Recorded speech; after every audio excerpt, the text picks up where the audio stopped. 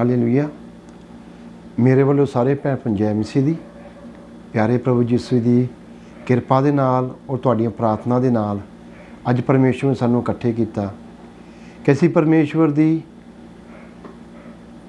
ਪਵਿੱਤਰ ਵਚਨ ਦੇ ਜ਼ਰੀਏ ਅੱਜ ਕੁਝ ਸਿੱਖ ਸਕੀਏ। ਅੱਜ ਦਾ ਟਾਪਿਕ ਹੈਗਾ ਆ ਕਿ ਵਿਸ਼ਵਾਸ ਦੇ ਨਾਲ ਚੰਗਿਆਈ ਹੈ। ਆਪਾਂ ਦੇਖਦੇ ਹਾਂ ਮਰਕੁਸ ਦੂਜਾ ਚੈਪਟਰ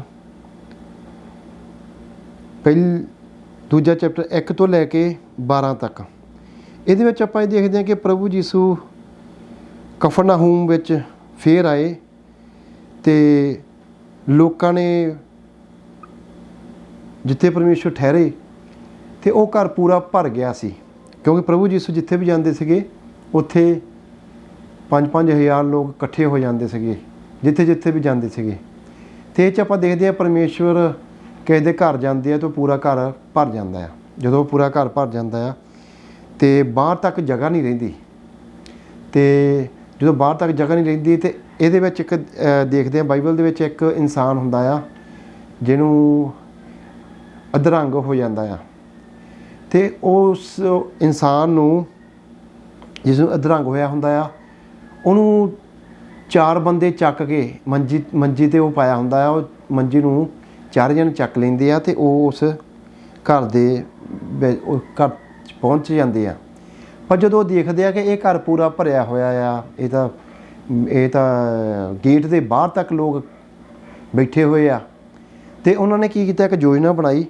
ਉਹਨਾਂ ਨੇ ਇੱਕ ਯੋਜਨਾ ਬਣਾਈ ਕਿ ਉਹਨਾਂ ਨੇ ਘਰ ਦੇ ਉੱਪਰ ਦੀ ਜਾ ਕੇ ਛੱਤ ਪਾੜ ਕੇ, ਜੋ 4 ਬੰਦੇ ਸੀ ਉਹਨਾਂ ਨੇ ਇੰਨੀ ਮਿਹਨਤ ਕੀਤੀ, ਛੱਤ ਪਾੜ ਕੇ, ਜਿੱਦਾਂ ਹੁਣ ਛੱਤ ਬਣੀ ਹੈ, ਛੱਤ ਪਾੜ ਕੇ ਵਿੱਚ ਦੀ ਉਹਨਾਂ 4 ਨੇ ਕੀ ਕੀਤਾ, ਰੱਸੀਆਂ ਪਾ ਕੇ ਜਿੱਥੇ ਪ੍ਰਭੂ ਯਿਸੂ ਬੈਠੇ ਸੀਗੇ ਉਹ ਮੰਜੀ ਅਤੇ ਇਹਦੇ ਥੱਲਿਓਂ ਲਮਕਾਤੀ ਬੰਨ੍ਹ ਕੇ।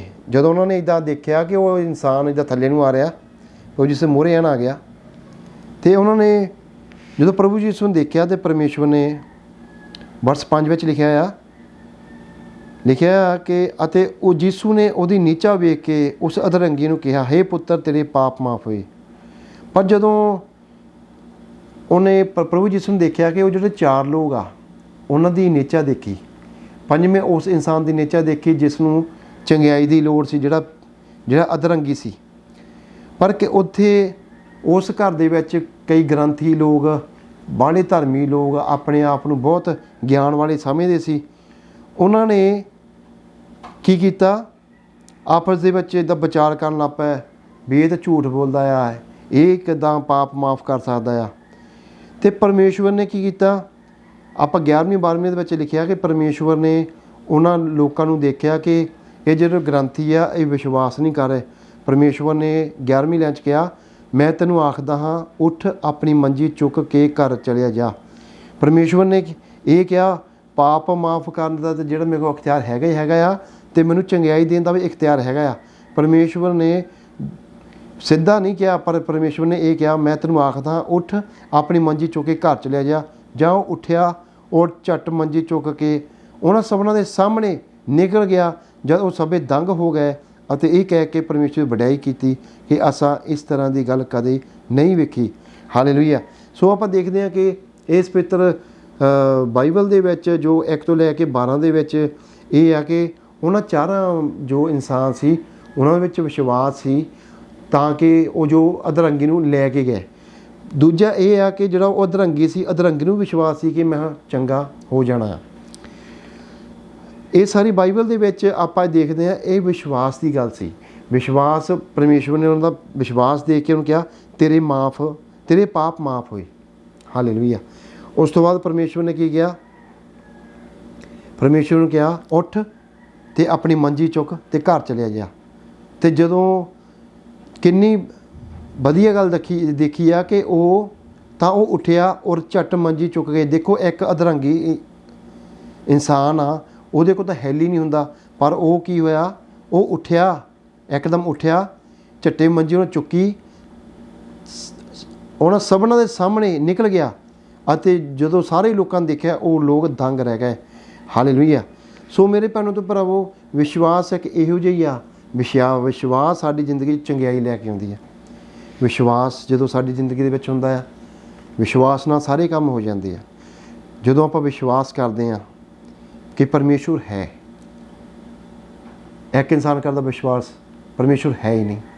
ਇੱਕ ਇਨਸਾਨ ਵਿਸ਼ਵਾਸ ਕਰਦਾ, ਵਿਸ਼ਵਾਸ ਹੈਗਾ। ਵਿਸ਼ਵਾਸ ਜਦੋਂ ਆਪਾਂ ਕਰ ਲੈਂਦੇ ਹਾਂ, ਫਿਰ ਸਾਡੀ ਜ਼ਿੰਦਗੀ ਦੇ ਵਿੱਚ ਵੱਡੇ ਵੱਡੇ ਕੰਮ ਹੁੰਦੇ ਆ। ਜਦੋਂ ਉਹਨਾਂ ਚਾਰਾਂ ਨੇ ਵਿਸ਼ਵਾਸ ਕੀਤਾ, ਉਹ ਚਾਰੇ ਇੱਕ ਬਰਾਬਰ ਉਸ ਮੰਜੀ ਨੂੰ ਲੈ ਕੇ ਆਏ। ਅਤੇ ਜਦੋਂ ਅਧਰੰਗੀ ਨੇ ਵਿਸ਼ਵਾਸ ਕੀਤਾ, ਉਹ ਆਪਣੀ ਮੰਜੀ ਆਪ ਹੀ ਚੁੱਕ ਕੇ ਘਰ ਨੂੰ ਚਲਾ ਗਿਆ। ਸੋ ਮੇਰੇ ਭੈਣੋਂ ਅਤੇ ਭਰਾਵੋ, ਵਿਸ਼ਵਾਸ ਸਾਡੀ ਜ਼ਿੰਦਗੀ ਲਈ ਬਹੁਤ ਜ਼ਰੂਰੀ ਆ। ਜਿੰਨੇ ਮੇਰੇ ਮਸੀਹੀ ਭੈਣ ਭਰਾ ਆ ਜੋ ਅੱਜ ਇਹ ਪ੍ਰੋਗਰਾਮ ਦੇਖ ਰਹੇ ਆ, ਹਰ ਇੱਕ ਭੈਣ ਭਰਾ ਨੂੰ ਵਿਸ਼ਵਾਸ ਕਰਨਾ ਚਾਹੀਦਾ ਕਿ ਪ੍ਰਭੂ ਯਿਸੂ ਸਾਡੇ ਲਈ ਆਏ, ਸਾਡੇ ਲਈ ਪ੍ਰਭੂ ਯਿਸੂ ਨੇ ਜਨਮ ਲਿਆ ਧਰਤੀ 'ਤੇ, ਸਾਡੇ ਲਈ ਉਹ ਮਾਰੇ ਗਏ, ਹਾਲੇਲੂਇਆ, ਸਾਡੇ ਲਈ ਉਹ ਮਾਰੇ ਗਏ, ਗਾੜੇ ਗਏ, ਫਿਰ ਤੀਸਰੇ ਦਿਨ ਜੀ ਉੱਠੇ। ਫਿਰ ਉਹ ਪਰਮੇਸ਼ਵਰ 40 ਦਿਨਾਂ ਦੇ ਨਾਲ ਆਪਣੇ ਚੇਲਿਆਂ ਦੇ ਨਾਲ ਰਹੇ। ਉਸ ਤੋਂ ਬਾਅਦ ਪਰਮੇਸ਼ਵਰ ਸਵਰਗ ਵਿੱਚ ਚਲੇ ਗਏ। ਔਰ ਅਸੀਂ ਵਿਸ਼ਵਾਸ ਕਰਦੇ ਹਾਂ ਪ੍ਰਭੂ ਯਿਸੂ ਫਿਰ ਆਉਣਗੇ ਔਰ ਅਸੀਂ ਉਠਾਏ ਜਾਵਾਂਗੇ, ਪਰਮੇਸ਼ਵਰ ਸਾਨੂੰ ਲੈਣ ਆਵੇਗਾ। ਸਾਡਾ ਵਿਸ਼ਵਾਸ ਹੀ ਸਾਨੂੰ ਸਦੀਪਕ ਜੀਵਨ ਦੇ ਸਕਦਾ ਆ। ਸਾਡਾ ਵਿਸ਼ਵਾਸ ਕਦੇ ਡਾਵਾਂਡੋਲ ਹੋਣਾ ਨਹੀਂ ਚਾਹੀਦਾ। ਮੇਰੇ ਭੈਣੋਂ ਅਤੇ ਭਰਾਵੋ, ਜਿੰਨੇ ਮੇਰੇ ਮਸੀਹੀ ਭੈਣ ਭਰਾ ਜਾਂ ਜਿਹੜੇ ਮੇਰੇ ਨਹੀਂ ਮਸੀਹੀ ਭੈਣ ਭਰਾ ਜੋ ਵੀ ਦੇਖ ਰਹੇ ਆ, ਸਾਡੇ ਵਿੱਚ ਵਿਸ਼ਵਾਸ ਹੋਣਾ ਬਹੁਤ ਜ਼ਰੂਰੀ ਆ। ਜਦੋਂ ਅਸੀਂ ਵਿਸ਼ਵਾਸ ਕਰਦੇ ਹਾਂ ਕਿ ਪਰਮੇਸ਼ਵਰ ਸਾਡੇ ਲਈ ਮਾਰੇ ਗਏ, ਗਾੜੇ ਗਏ, ਤੀਸਰੇ ਦਿਨ ਜੀ ਉੱਠੇ, ਪਰਮੇਸ਼ਵਰ ਦਾ ਸਾਡੇ ਨਾਲ ਵਾਅਦਾ ਆ। ਪ੍ਰਭੂ ਚਾਹੁੰਦਾ ਆ ਕਿ ਅਸੀਂ ਆਪਣੀਆਂ ਪਾਪਾਂ ਵਾਲੀ ਜ਼ਿੰਦਗੀ ਨੂੰ ਛੱਡ ਕੇ ਪਰਮੇਸ਼ਵਰ 'ਤੇ ਵਿਸ਼ਵਾਸ ਕਰੀਏ। ਜਦੋਂ ਅਸੀਂ ਆਪਣੇ ਪਾਪਾਂ ਵਾਲੀ ਜ਼ਿੰਦਗੀ ਨੂੰ ਛੱਡ ਦਿੰਦੇ ਹਾਂ, ਤੋਬਾ ਕਰ ਲੈਂਦੇ ਹਾਂ, ਅਸੀਂ ਕਹਿੰਦੇ ਹਾਂ ਕਿ ਪ੍ਰਭੂ ਯਿਸੂ ਮੈਂ ਵਿਸ਼ਵਾਸ ਕਰਦਾ ਹਾਂ ਕਿ ਤੂੰ ਸਾਡਾ ਮੁਕਤੀ ਦਾਤਾ ਆ, ਮੈਂ ਵਿਸ਼ਵਾਸ ਕਰਦਾ ਹਾਂ ਮੈਂ ਪਾਪੀ ਹਾਂ, ਪ੍ਰਭੂ ਤੂੰ ਮੈਨੂੰ ਮੇਰੇ ਪਾਪਾਂ ਤੋਂ ਬਦਲ ਸਕਦਾ ਆ, ਕਿਉਂਕਿ ਤੂੰ ਹੀ ਮੇਰੇ ਪਾਪਾ ਲਈ ਆਇਆ ਹੈ, ਤੂੰ ਹੀ ਮੇਰੇ ਪਾਪਾ ਲਈ ਮਾਰਿਆ ਗਿਆ, ਗਾੜ ਗਿਆ, ਤੀਸਰੇ ਦਿਨ ਜੀ ਉੱਠਿਆ। ਮੇਰੇ ਭੈਣ ਭਰਾ, ਜਦੋਂ ਆਪਾਂ ਪਰਮੇਸ਼ਵਰ ਦੇ ਨਾਲ ਰਿਲੇਸ਼ਨਸ਼ਿਪ ਬਣਾਉਂਦੇ ਹਾਂ, ਵਿਸ਼ਵਾਸ ਦੇ ਨਾਲ ਚੱਲਦੇ ਹਾਂ, ਫਿਰ ਆਪਣੇ ਜ਼ਿੰਦਗੀ ਦੇ ਵਿੱਚ ਸਾਰੇ ਕੰਮ ਚੰਗੇ ਹੋ ਜਾਂਦੇ ਆ। ਜੋ ਵੀ ਆਪਣੇ ਦੇ ਵਿੱਚ ਬੁਰਾਈਆਂ ਆ, ਹੌਲੀ ਹੌਲੀ ਕੀ ਹੁੰਦੀਆਂ, ਆਪਣੀ ਚੰਗਿਆਈਆਂ 'ਚ ਹੋ ਜਾਂਦੀਆਂ। ਹੌਲੀ ਹੌਲੀ ਆਪਣੇ ਵਿੱਚ ਵਿਸ਼ਵਾਸ ਹੋ ਜਾਂਦਾ ਕਿ ਪਰਮੇਸ਼ਵਰ ਸਾਨੂੰ ਪਿਆਰ ਕਰਦਾ ਆ। ਆਪਾਂ ਵਿਸ਼ਵਾਸ ਕਰਦੇ ਹਾਂ ਪਰਮੇਸ਼ਵਰ ਮੈਨੂੰ ਹਰ ਰੋਜ਼ ਦੇਖਦਾ ਆ। ਆਪਾਂ ਵਿਸ਼ਵਾਸ ਕਰਦੇ ਹਾਂ ਕਿ ਹੁਣ ਅਸੀਂ ਪਾਪ ਨਹੀਂ ਕਰਨਾ, ਅਸੀਂ ਆਪਣਾ ਜੀਵਨ ਪਵਿੱਤਰਤਾ ਦੇ ਨਾਲ ਬਿਤਾਉਣਾ, ਵਫ਼ਾਦਾਰੀ ਦੇ ਨਾਲ ਬਿਤਾਉਣਾ ਆ। ਜਦੋਂ ਆਪਾਂ ਆਪਣੀ ਜ਼ਿੰਦਗੀ ਨੂੰ ਸੁਧਾਰ ਲੈਂਦੇ ਹਾਂ, ਫਿਰ ਕੀ ਹੁੰਦਾ ਆ, ਫਿਰ ਪਰਮੇਸ਼ਵਰ ਸਾਡੀ ਜ਼ਿੰਦਗੀ ਵਿੱਚ ਚੰਗਿਆਈ ਲੈ ਕੇ ਆਉਂਦਾ। ਫਿਰ ਪਰਮੇਸ਼ਵਰ ਸਾਡੀ ਜ਼ਿੰਦਗੀ ਦੇ ਵਿੱਚ ਸਾਡੀ ਜ਼ਿੰਦਗੀ ਨੂੰ ਬਦਲ ਦਿੰਦਾ। ਫਿਰ ਹੋਰ ਲੋਕ ਵੀ ਜਦੋਂ ਸਾਨੂੰ ਦੇਖਦੇ ਆ, ਫਿਰ ਉਹ ਦੇਖਦੇ ਆ, ਯਾਰ ਉਹੀ ਇਨਸਾਨ ਆ, ਇਹ ਤਾਂ ਨਿੰਦਿਆ ਕਰਦਾ ਸੀ, ਇਹ ਚੁਗਲੀ ਕਰਦਾ, ਸ਼ਰਾਬ ਪੀਂਦਾ ਸੀ, ਇਹ ਗਲਤ ਕੰਮ ਕਰਦਾ ਸੀ। ਜਦੋਂ ਆਪਾਂ ਪਰਮੇਸ਼ਵਰ ਦੇ ਨਾਲ ਪੂਰੇ ਵਚਨ ਦੇ ਨਾਲ, ਪੂਰੇ ਪਵਿੱਤਰ ਬਾਈਬਲ ਨਾਲ ਜੁੜ ਜਾਂਦੇ ਆ, ਪੂਰੇ ਵਿਸ਼ਵਾਸ ਦੇ ਨਾਲ ਆਪਣੀ ਜ਼ਿੰਦਗੀ ਨੂੰ ਚਲਾਉਣਾ ਸ਼ੁਰੂ ਕਰਦੇ ਆ, ਫਿਰ ਸਭ ਕੁਝ ਬਦਲ ਜਾਂਦਾ ਆ। ਮੇਰੇ ਭਰਾਵੋ, ਮੇਰੀ ਜ਼ਿੰਦਗੀ ਇਹੋ ਜਿਹੀ ਸੀ, ਪਰ ਪ੍ਰਭੂ ਯਿਸੂ ਦਾ ਬਹੁਤ ਬਹੁਤ ਧੰਨਵਾਦ ਕਰਦਾ ਹਾਂ ਕਿ ਪਰਮੇਸ਼ਵਰ ਨੇ ਮੇਰੀ ਜ਼ਿੰਦਗੀ ਨੂੰ ਬਦਲਿਆ। ਅੱਜ ਮੈਂ ਉਹੀ ਚਾਹੁੰਦਾ ਹਾਂ, ਜੋ ਵਿਸ਼ਵਾਸ ਪਰਮੇਸ਼ਵਰ ਨੇ ਮੈਨੂੰ ਦਿੱਤਾ, ਮੈਂ ਉਹੀ ਚਾਹੁੰਦਾ ਵਿਸ਼ਵਾਸ ਤੁਹਾਡੀ ਜ਼ਿੰਦਗੀਆਂ ਦੇ ਵਿੱਚ ਆਵੇ। ਜਦੋਂ ਤੁਹਾਡਾ ਵਿਸ਼ਵਾਸ ਵੱਧ ਜਾਵੇਗਾ, ਪੱਕ ਜਾਵੇਗਾ, ਜੋ ਤੁਹਾਡੇ ਵਿਸ਼ਵਾਸ ਦੀਆਂ ਜੜ੍ਹਾਂ ਮਜ਼ਬੂਤ ਹੋ ਜਾਊਗੀਆਂ, ਤੁਹਾਡੀ ਜ਼ਿੰਦਗੀ ਵਿੱਚ ਚਾਹੇ ਆਂਧੀ ਆਵੇ, ਚਾਹੇ ਤੂਫਾਨ ਆਵੇ, ਚਾਹੇ ਤੁਹਾਡੀ ਜ਼ਿੰਦਗੀ ਜਿਹੋ ਜਿਹੀ ਮਰਜ਼ੀ ਦੁੱਖ ਤਕਲੀਫ ਵੀ ਆਵੇ, ਜੇ ਤੁਸੀਂ ਵਿਸ਼ਵਾਸ ਵਿੱਚ ਅੜੇ ਰਹੋਗੇ, ਖੜ੍ਹੇ ਰਹੋਗੇ, ਤੁਹਾਡੇ ਵਿਸ਼ਵਾਸ ਦੀਆਂ ਜੜ੍ਹਾਂ ਮਜ਼ਬੂਤ ਰਹੂਗੀਆਂ, ਫਿਰ ਤੁਸੀਂ ਕਦੀ ਡੋਲ ਨਹੀਂ ਸਕਦੇ। ਜਿਸ ਤਰ੍ਹਾਂ ਇੱਕ ਦਰਖਤ, ਇੱਕ ਬ੍ਰਿਕਸ਼, ਜਦੋਂ ਉਹ ਉੱਚਾ ਹੁੰਦਾ ਆ, ਲੰਬਾ ਹੁੰਦਾ ਆ, ਜਦੋਂ ਹਵਾ ਤੇਜ਼ ਆਉਂਦੀ ਆ ਅਤੇ ਉਹ ਡਿੱਗ ਜਾਂਦਾ। ਕਿਉਂਕਿ ਉਹਦੀਆਂ ਜੜ੍ਹਾਂ ਮਜ਼ਬੂਤ ਨਹੀਂ ਹੁੰਦੀਆਂ।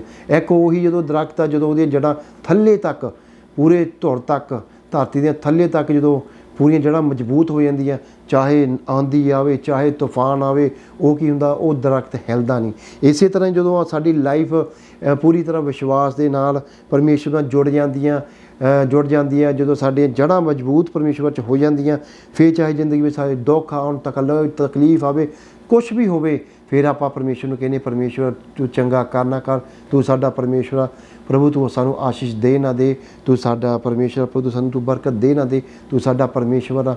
ਜਦੋਂ ਆਪਾਂ ਪ੍ਰਭੂ ਦੇ ਵਿੱਚ ਪੂਰੀ ਤਰ੍ਹਾਂ ਸਮਾ ਜਾਂਦੇ ਹਾਂ, ਅਤੇ ਸਾਨੂੰ ਸੰਸਾਰ ਦੀ ਕੋਈ ਵੀ ਚਿੰਤਾ ਸਾਨੂੰ ਡੇਗ ਨਹੀਂ ਸਕਦੀ, ਕਿਉਂਕਿ ਸਾਡਾ ਵਿਸ਼ਵਾਸ ਸਾਡੀ ਜ਼ਿੰਦਗੀ ਦੇ ਵਿੱਚ ਚੰਗਿਆਈ ਲੈ ਕੇ ਆਉਂਦਾ, ਖੁਸ਼ਹਾਲੀ ਲੈ ਕੇ ਆਉਂਦਾ ਆ, ਨਵੀਂ ਜ਼ਿੰਦਗੀ ਲੈ ਕੇ ਆਉਂਦਾ ਆ, ਸਾਨੂੰ ਆਜ਼ਾਦ ਕਰਦਾ ਆ, ਹਰ ਸ਼ੈਤਾਨੀ ਬੰਧਨਾਂ ਤੋਂ ਆਜ਼ਾਦ ਕਰਦਾ ਆ।